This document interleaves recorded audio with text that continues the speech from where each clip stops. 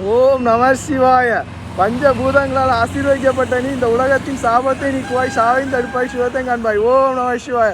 திரு நாகர்கோயில் நாகராஜா கோயில் பக்தர்களுடைய பாசத்தில் பேசுகிறேன் முப்பந்தல் அம்மன் முன்பாக.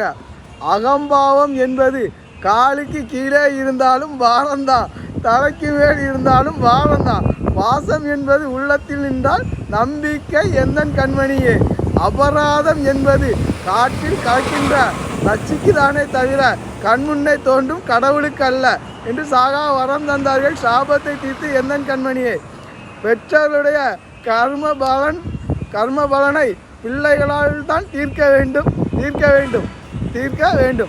வேண்டும். நம்ப வைத்து ஏமாற்றுவதில் அல்ல என்று தாயும் தந்தையுமாக மரணத்தில் இருந்து விடுவித்தார்கள். பெற்றோருடைய சந்தோஷம் பிறருக்கு செய்கின்ற நன்மையால் துரோகத்தால் அல்ல என்றும் பாசத்தோடு சிரஞ்சீவியாக விண்மீன். ஓம் நம சிவா என்றால் நீ பிரேதத்தை திங்க பிறந்தவன் அல்ல, சாபத்தை மாற்ற பிறந்தவன் மறுபிறவியால். ஓம் நம சிவாய.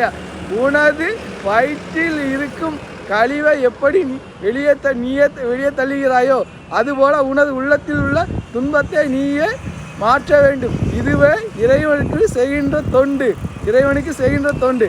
கழுத்தில் போடுகிற அடையாளம் சமாதி வரைக்கும் தான், உள்ளத்தில் நிறுத்துகிற அடையாளம் வாழ்நாள் முழுவதும் எந்தன் கண்மணியே. ஓம் நம சிவா என்றால் நீ சாக மாட்டாய் என்றும் பாசத்துடன் சிரஞ்சீவியாக விண்மீன்.